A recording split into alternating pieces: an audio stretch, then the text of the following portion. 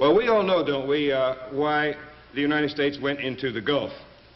We were responding to naked aggression. We were preserving and defending, quote unquote, our way of life. Jobs were at stake. You remember that one from Baker. And then it was a return to stopping naked aggression, and that aggression cannot be rewarded. We all know that we responded from moral principle and from political principle.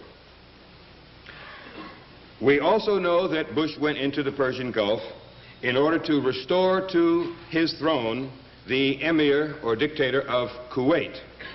And here we have seen just recently his return and the development of Kuwait, or the return to Kuwait, of that principled democratic system they have there, based on what we all treasure: one man, one vote.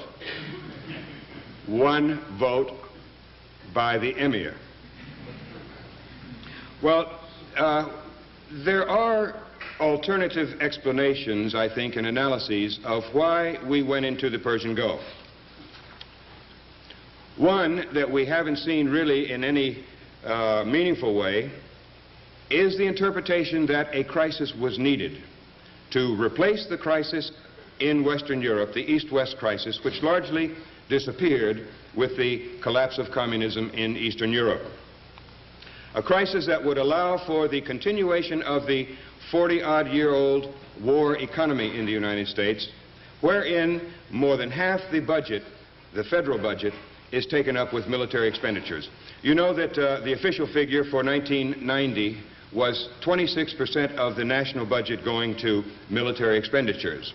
But that 26% is very convenient for those who want to cover it up, because they do not factor into that 20% or 26% many of the most important military costs, such as interest on the national debt from past military expenditures, the retirement benefits for tens of thousands of former Department of Defense employees, civilian employees, and many other items.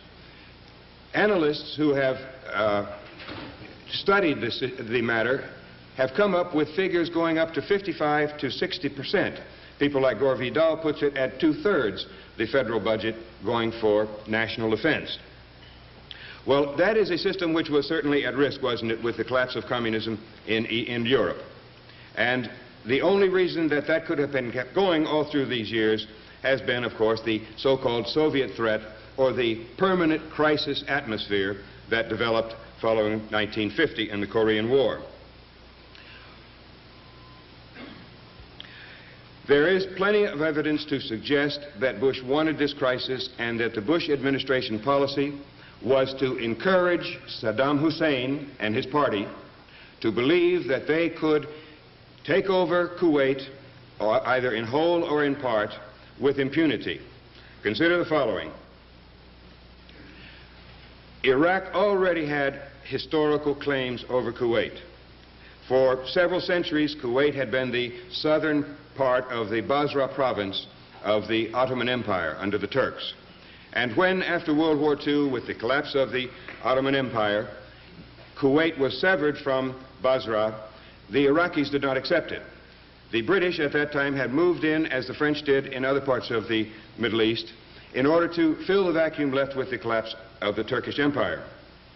The British in 1922 drew the first lines in the sand, delineating boundaries for the first time in history between Jordan, Iraq, Kuwait, and Saudi Arabia.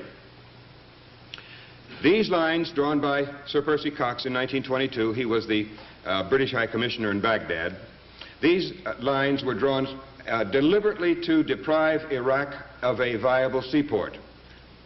The British wanted no competition from Baghdad, which was at that time the cultural and commercial capital of the Gulf region, to their dominance of the Persian Gulf, where they converted no less than 10 sheikdoms into colonies, including Kuwait.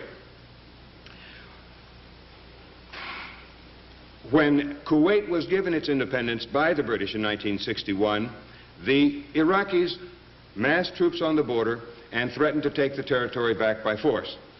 But Britain rushed military forces to Kuwait, and the Iraqis backed down. The Iraqis threatened to do the very same thing in 1970 two in 1976. So there were historical Iraqi claims on Kuwait. There were also immediate grievances based partly on Kuwaiti overproduction of petroleum. In 1986, the OPEC countries had set $18 per barrel as the bench price for the world petroleum market. But the Kuwaitis and the United Arab Emirates for quite a long time since then had been overproducing, forcing the price down as low as about $13 last June. That price was the best price that industrialized countries and importers like the United States were paying for petroleum at constant dollars for more than 40 years. It was hurting the Iraqi economy because the Iraqis had something like $70 to $80 billion in debt from their war, their 8-year war with Iran during the 1980s. And they were demanding that the Iraqis forgive those loans which had helped finance that war. So there are a number of different immediate grievances. Another one was the theft of petroleum from Iraq's Rumaila field, which is this vast oil field dipping into disputed territory between Iraq and Kuwait. In April, the Assistant Secretary of State for Middle Eastern Affairs, a man whose name is John Kelly, testified before the U.S. Congress that the United States had no commitment to defend Kuwait. In July, the OPEC oil ministers met in Geneva, that's mid-July, and Iraq was demanding a raise in the oil price and also the elimination of overproduction on the part of Kuwait and the Emirates. Iraq at that time massed 30,000 troops on the Kuwaiti border. Hussein got part of what he wanted. The Emirates and Kuwait agreed to stop overproducing. New quotas were set in order to maintain a new price of $21 per barrel, even though Iraq had asked for 25. In any case, things were not settled, even with that, because Iraq was continuing to demand that Kuwait lease to Iraq two small islands, Bubiyan and Warba, at the head of the Persian Gulf, which would have provided Iraq with a viable seaport. Kuwait refused. Kuwait also refused to forgive the loans that had been made to finance Iraq's war with Iran. Negotiators met in Saudi Arabia between the two countries on the 1st of August. Kuwait did not compromise, and the next day Saddam Hussein invaded. Well, the United States was not unaware that this was coming by any means. On April 25th, some of you have read this, I'm sure, on July 25th, April Glaspie, the U.S. ambassador to Iraq, had a meeting, a face-to-face meeting with Saddam Hussein. At that meeting, she said, according to a transcript, apparently the Iraqis recorded the conversation secretly and later made available the transcript, a transcript which, by the way, has not been disputed by the Department of State. At this meeting, the U.S. ambassador said to Saddam Hussein, "I have a direct instruction from the Secretary of State to emphasize to you that the United States has, quote unquote, no opinion on your border disputes with Kuwait." She also said, "I have an instruction from the President to seek better relations with Iraq." At this time, there were 100,000 Iraqi troops poised on the border, because after the OPEC conference in Geneva in mid-July, the Iraqis did not withdraw those 30,000 troops. They more than tripled them to something like 100,000. During this time also, in the days following, or the week following, the ambassador's meeting with Hussein up to the invasion, the CIA, according to press reports and according to Senator Boren, who is the chairman of the Senate Intelligence Committee, the CIA was predicting that Iraq would invade Kuwait. And in fact, in the meeting between the U.S. ambassador and Hussein, Hussein himself responded to her, saying, in effect, that he was going to take drastic action against Kuwait if they did not agree to his demands. So it was as clear as crystal, I believe, that Hussein was going to invade Kuwait. But during that week, that crucial week between the ambassador's meeting with Hussein and the invasion, with those 100,000 Iraqi troops on the border, the Bush administration did absolutely nothing. And there were things they could have done. They could have called, for example, an emergency meeting of the United Nations Security Council. They could have sent a multinational military force to Kuwait to defend that country, just as the British had done earlier. They could have issued public warnings, but they did something to the contrary. They prohibited the United States Information Agency from making a warning to Hussein on a program that had been scheduled. The Assistant Secretary of State, John Kelly, himself killed that program, and forbid any U.S. government warnings to Hussein or to the thousands of people who might become hostages in the event of an invasion of Kuwait. Then, 2 days before the invasion, the same Assistant Secretary of State, John Kelly, goes before the Congress one more time, and again he says, the United States has no commitment to defend Kuwait. Well, put all those things together, and it certainly seems to add up to a situation in which the United States was enticing or encouraging Hussein to take over Kuwait in order to create a new international crisis in a key position of the world. Certainly, if Hussein took over Kuwait, he would control then 20% of the known petroleum reserves in the world, a concentration in radical nationalist Arab hands that would be too great to be accepted by any Western industrialized country, and even by Iraq's principal arms supplier, the Soviet Union.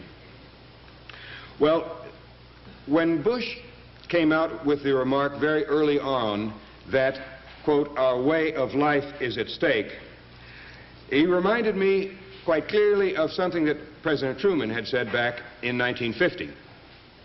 You know, the decision was taken in 1950 to establish a permanent war economy. That is to make military expenditures the motor of the U.S. economy.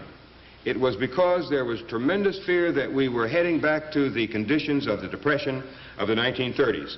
During those first 5 years after the end of World War II, up to 1950, the United States economy had contracted, or the GNP had declined by 20%.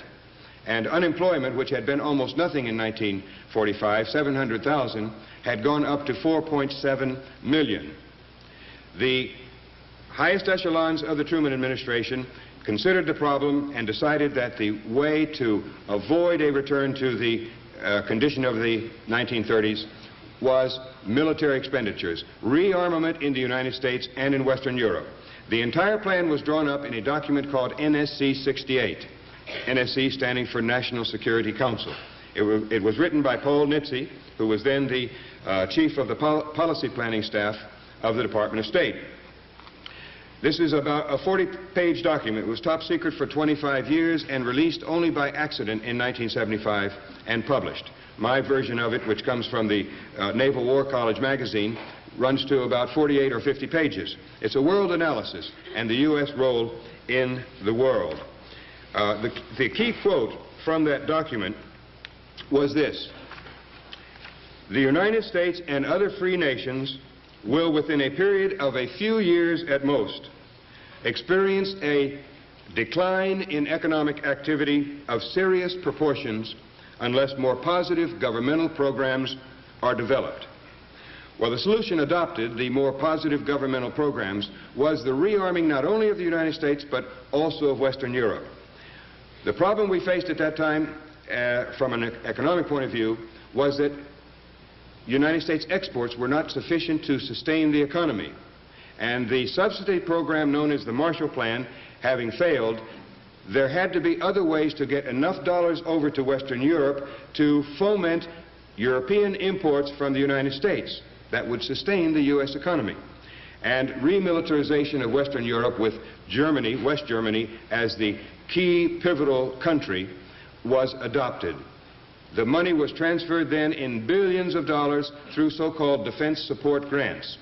And the economic situation in the United States was saved, at least through that method. And we have been with this permanent war economy ever since. Of course, it took a crisis, it took a threat, and the Department of State and other agencies set about to create that permanent crisis atmosphere, to create the Soviet Union as a threat to our way of life. But because there was so much money involved, Truman could not get the money from Congress right away. It took the Korean War, a real crisis, to enable him to defeat congressional opposition and get the money. The war, you know, started in June 1950, and by September, the Allied troops which the United States had formed under an alliance and under the UN banner, very similar to the Gulf crisis, had forced the North Koreans back up to the 38th parallel, the boundary. And that is what the UN sanctions called for expelling North Korea from South Korea. That would have ended the war right then and there, 3 months after it started, if Truman had accepted a Soviet proposal in the United Nations. But he had to keep this crisis going because he needed to use the Korean War to overcome congressional opposition to this rearmament program. He had another plan. He violated the UN Charter, or the UN resolutions, in fact, by invading North Korea, threatening to overthrow the communist government of North Korea and reunite the country under the dictatorship that the United States had imposed in the South. Well, the Chinese said they were going to come into the war if that advance toward the Yalu River, the boundary between North Korea and China, was not stopped. Truman did not stop the forces. The Chinese entered, and by November, U.S. forces were again retreating south. By December, the newspapers here, all the media were full of stories and pictures of retreating U.S. troops before hordes of advancing Chinese communist troops. It was then, early December, that Truman went on national radio. He declared a state of national emergency, and he said what Bush's remarks about our way of life being at stake reminded me of. Truman mustered all the hype and emotion that he could, and he said, "Our homes, our nation, all the things that we believe in are in great danger. This danger has been created by the rulers of the Soviet Union." Well, he also called at that time for massive increases in U.S. rearmament expenditures and for the rearmament of Western Europe. He got the money then. But of course the Soviet was not a threat at all. They were still rebuilding from the rubble of World War II, where they had lost something like 20 million people. They were not a threat, but this was part of the whole scenario to create the international crisis, the international threat, in order to justify the militarism which Truman was beginning.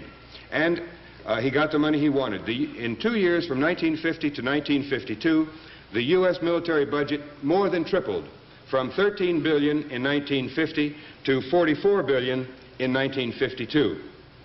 And U.S. military forces doubled to 3.6 million people. From that time on, we have lived in the United States with this military economy, and that is the thing that Bush, I think, in the Gulf wanted to save. He had to have another crisis, as I've said twice already. He had to have another crisis to replace the one that disappeared in Western Europe. Well, in the Cold War, you know, there were several dimensions. A lot of people, you will hear, say the Cold War is over. Well, I say to those who think the Cold War is over that they should think once more. The East-West dimension in Western Europe, between the United States and NATO and the Soviet Union and the Warsaw Pact, that East-West dimension in Europe has indeed largely disappeared. But there was always a North-South dimension of the Cold War, and that is the war against the so-called Third World. That is, in fact, where the fighting really took place, as in Vietnam.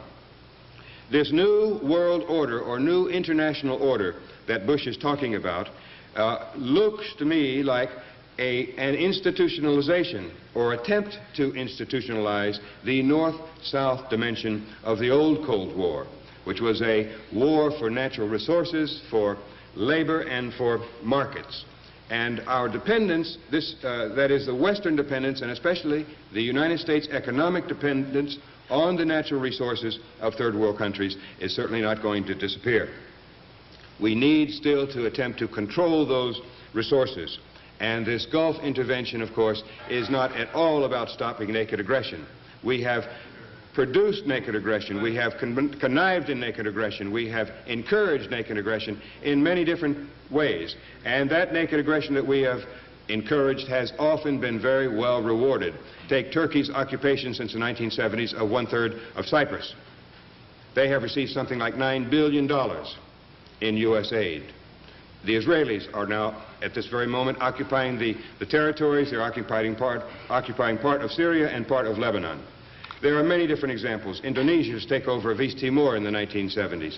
The United States even encouraged that, and an enormous, it may have been 10 or 15% of the population of East Timor was killed in the Indonesian suppression of their independence. They had been a Portuguese colony up until the Indonesians tried to annex them.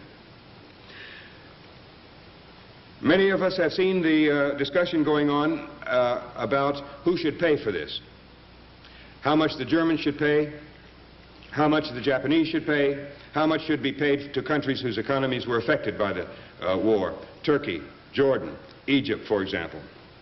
This always seemed like such a false argument to me. The Kuwaitis have more than $100 billion invested outside their country through KIO, K-I-O, the Kuwait Investment Office based in London, with branches in New York and Madrid and Paris and all over. They have more than $100 billion invested abroad, and they have enormous petroleum reserves. I think they can keep on pumping for probably another 100 years, and they won't run out. They will certainly have enough to pay from past earnings and from future earnings. The Saudis the same. We went there first to defend the Saudi regime and the Saudi natural resources, petroleum. They too are making enough money from it to pay all the costs. There is no reason why one American should pay 1 cent for that operation. Those countries should pay, and that would conform with reality, wherein United States military forces have been exported abroad like one more export. We used to export, you know, simply the hardware, tanks, aircraft, and so forth. But this time we sent across the hardware and the people to operate it. That turned it into a classic mercenary operation, the sending abroad of military forces to defend a foreign regime. And I don't say mercenary in a totally derogatory sense, because George Washington may not have won the war for independence against Britain if it hadn't been for the Hessian mercenaries who came over and fought at his side. Well, the CIA, of course, was a very important tool in the Cold War, and certainly it was important in building up Saddam Hussein in Iraq. I suppose most of you have read already that the United States, in its support for Iraq all during that war with Iran, was giving Iraq the best intelligence possible on Iranian troop movements. It was, what I've read is that they were giving them real-time satellite information so that they could confront and defeat the Iranian forces in that war. I even read one very good report from the Washington Post that the CIA office in Baghdad became much more important than the ambassador's own office, because that is the office where the Iraqis wanted to deal most. But the question arises when we talk about these foreign interventions, whether they are the secret interventions for the support of death squads and torture, or whether it is the sending of 500,000 troops to smash a third world country that got out of line. We still have to ask the question, why do we do these things? In whose interest are these activities? When I was a trainee in the CIA, I was taught that the Soviet Union's foreign policy, its expansionism, its belligerence, was a direct product of the domestic system in the Soviet Union. The requirements of the Soviet Communist Party to retain a monopoly on power.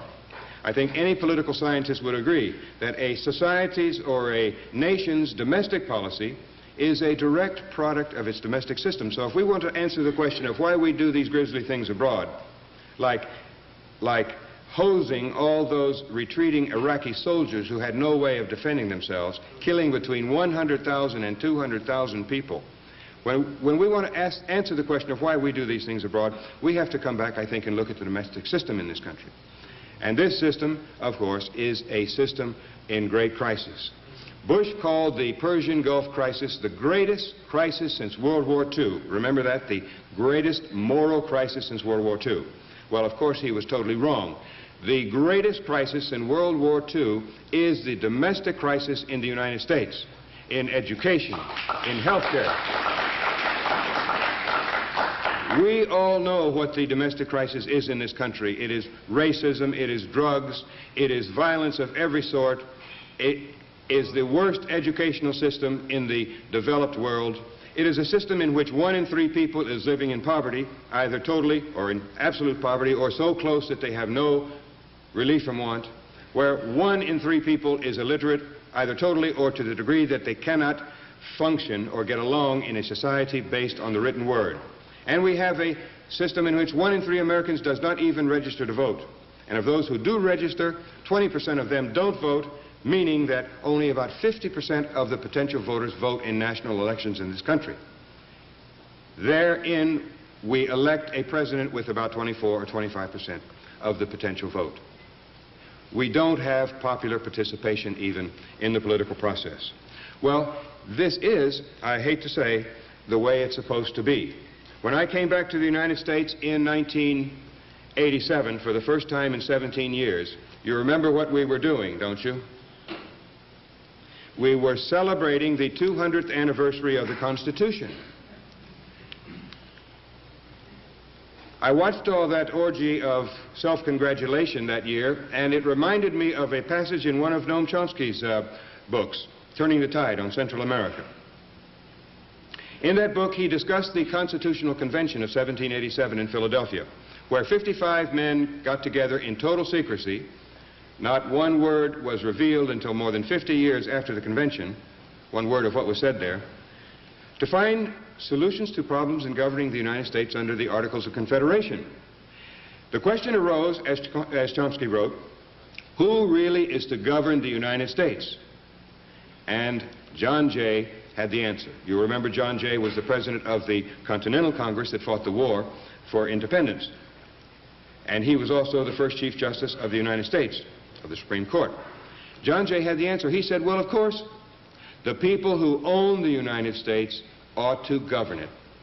And so they wrote the Constitution at his suggestion. They wrote out of the political process something like 95% of the inhabitants of the United States. Democracy was the last thing they had in mind in writing the Constitution. There is a book up here called Toward an American Revolution. It's by Jerry Frazier, a PhD from UMass at Amherst, which I tell people would be the best $10 they could spend on a book during their 4, 5, or 6 years in university, because that is the story of how the Constitution was adopted and who the people were who wrote it. They were the elite of colonial society, the lawyers, the merchants, the bankers, the slaveholders, the landowners, and so forth, the wealthy people. And they wrote it to protect their wealth. They wrote it to enshrine what is still the first human right in the United States. All others are secondary. The first human right here is to accumulate wealth and the power that goes with it.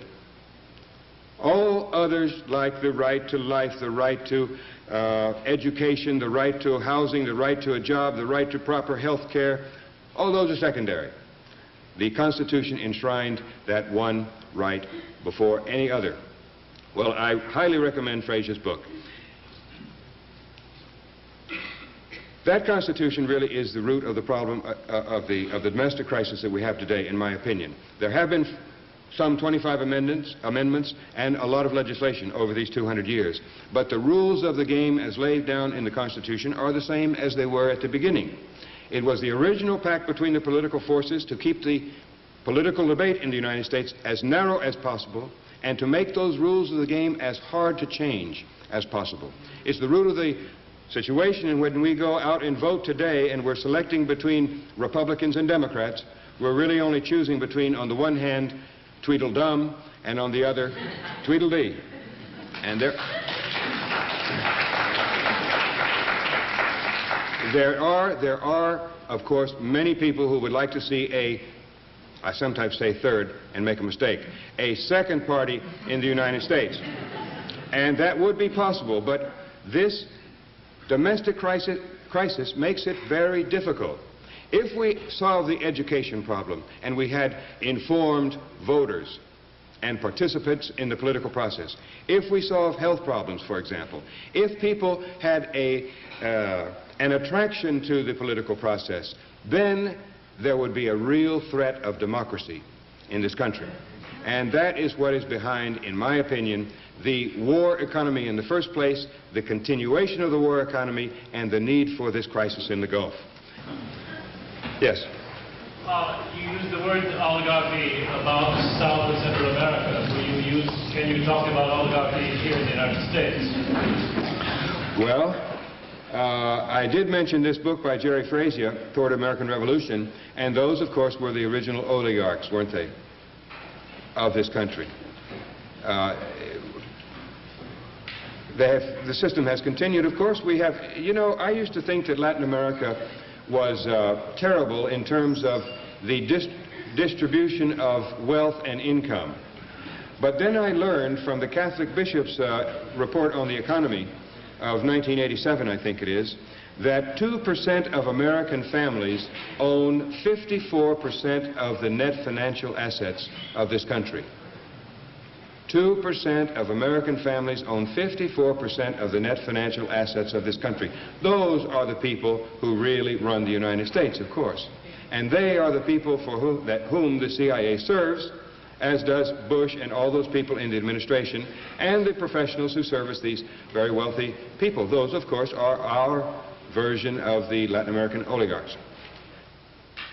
We should also continue in international solidarity as before. The FMLN in El Salvador and the FDR, they need our solidarity as much as they ever did. The same goes for the FSLN in Nicaragua. And the same goes for Cuba, which is very likely to be seen as incompatible with Bush's new international order. I've just spent a week in Cuba. I came back from there 2 weeks ago, and I had probably the most interesting trip I've had there in the 20 years that I've been coming and going and working in solidarity with the revolution.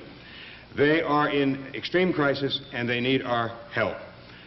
And hope also that we can break the information blockade on what is really happening in Cuba so that ordinary Americans who have a sense of decency will see that this policy against Cuba for the last, how many years?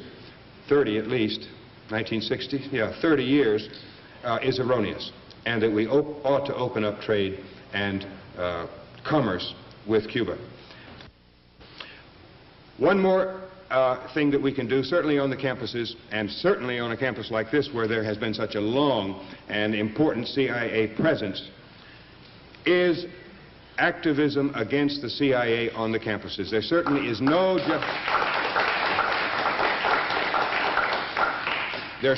is no justification in allowing, for example, Murder Incorporated to come on the campuses of the United States to recruit young Americans to go into that work.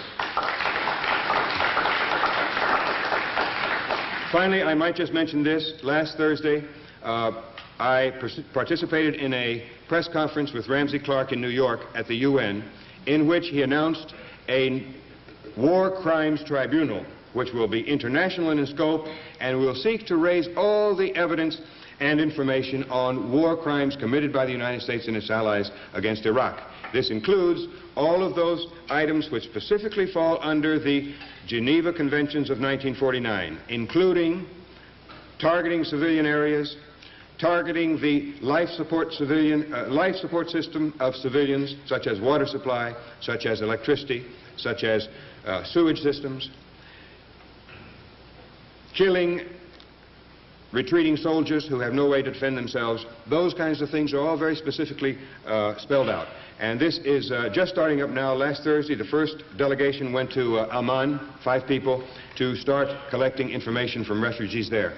And it so happened that just a few days ago, I was speaking with a friend who knows a family very well, whose son had written home from the Gulf saying that he had seen with his own eyes U.S. soldiers executing Iraqi prisoners. He wants to make that public. And I urge all of you who know people who are in the military, who are over there, or who have relatives who somehow can get the word out, if anyone wants to talk about what happened, they have a place to go. And this is to this tribunal.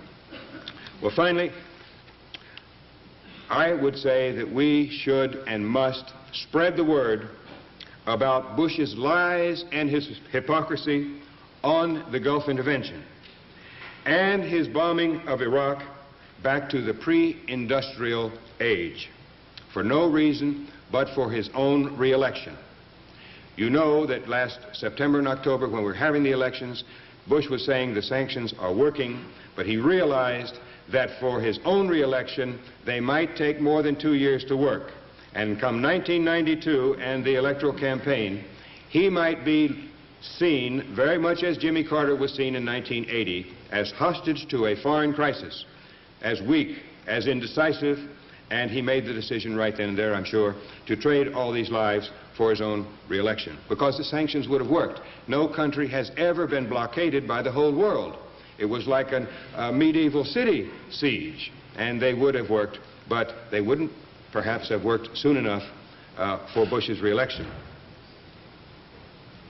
We must reject his boast when 1992 comes that he made the world safe from Saddam Hussein.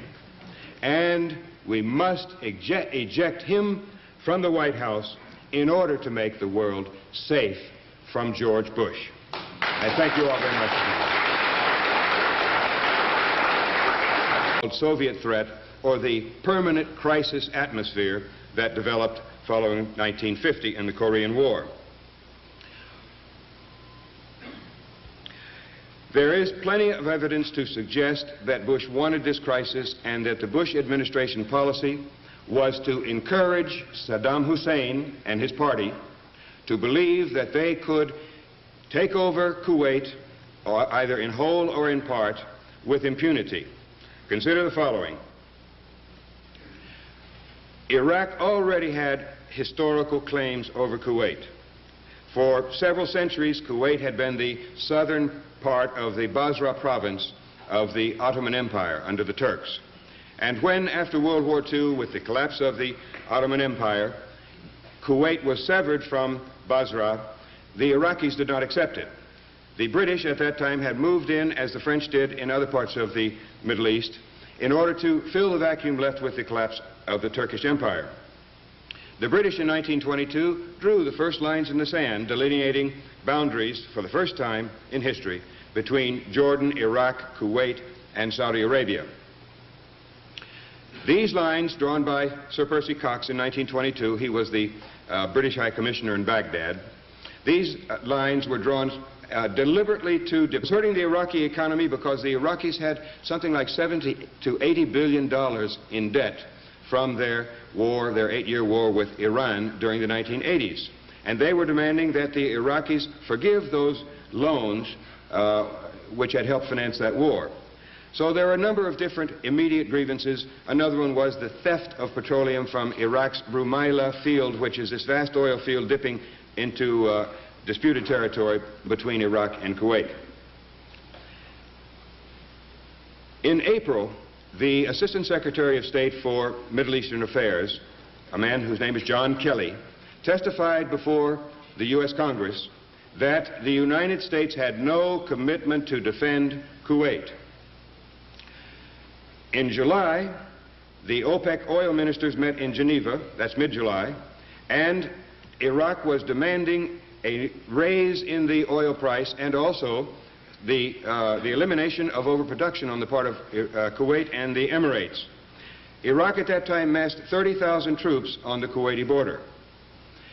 Hussein got part of what he wanted. The Emirates and Kuwait agreed to stop overproducing. New quotas were set in order to maintain a new price of $21 per barrel, even though Iraq had asked for 25. In any case, things deprive Iraq of a viable seaport. The British wanted no competition from Baghdad, which was at that time the cultural and commercial capital of the Gulf region, to their dominance of the Persian Gulf, where they converted no less than 10 sheikdoms into colonies, including Kuwait. When Kuwait was given its independence by the British in 1961, the Iraqis massed troops on the border and threatened to take the territory back by force.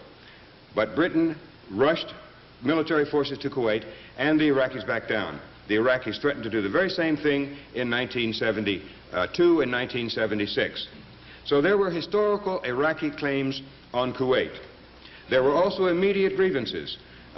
based partly on Kuwaiti overproduction of petroleum. In 1986, the OPEC countries had set $18 per barrel as the bench price for the world petroleum market. But the Kuwaitis and the United Arab Emirates for quite a long time since then had been overproducing, forcing the price down as low as about $13 last June. That price was the best price that industrialized countries and importers like the United States were paying for petroleum at constant dollars for more than 40 years. It was needed to replace the crisis in Western Europe, the East-West crisis, which largely disappeared with the collapse of communism in Eastern Europe. A crisis that would allow for the continuation of the 40-odd-year-old war economy in the United States, wherein more than half the budget, the federal budget, is taken up with military expenditures. You know that the official figure for 1990 was 26% of the national budget going to military expenditures. But that 26% is very convenient for those who want to cover it up, because they do not factor into that 20% or 26% many of the most important military costs, such as interest on the national debt from past military expenditures, the retirement benefits for tens of thousands of former Department of Defense employees, civilian employees, and many other items. Analysts who have studied the matter have come up with figures going up to 55 to 60%. People like Gore Vidal puts it at 2/3 the federal budget going for national defense. Well, that is a system which was certainly at risk, wasn't it, with the collapse of communism in Europe. And the only reason that that could have been kept going all through these years has been, of course, the so-called... Well, we all know, don't we, why the United States went into the Gulf. We were responding to naked aggression. We were preserving and defending, quote-unquote, our way of life. Jobs were at stake. You remember that one from Baker. And then it was a return to stopping naked aggression, and that aggression cannot be rewarded. We all know that we responded from moral principle and from political principle. We also know that Bush went into the Persian Gulf in order to restore to his throne the emir or dictator of Kuwait. And here we have seen just recently his return and the development of Kuwait, or the return to Kuwait of that principled democratic system they have there, based on what we all treasure: one man, one vote. One vote by the emir. Well, there are alternative explanations, I think, and analyses of why we went into the Persian Gulf. One that we haven't seen really in any meaningful way is the interpretation that a crisis